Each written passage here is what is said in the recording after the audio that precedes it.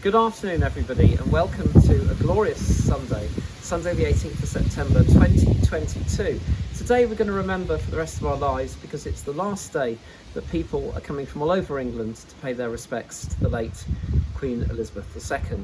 I was hoping to join in today, partly because I met Prince Charles, or King Charles now of course, many times. He was the president of our college and eagerly joined in on his cello at the Royal Academy of Music. But unfortunately my neck has gone and I'm kind of gutted because I love big crowds and I really want to be part of the big coming together that is today.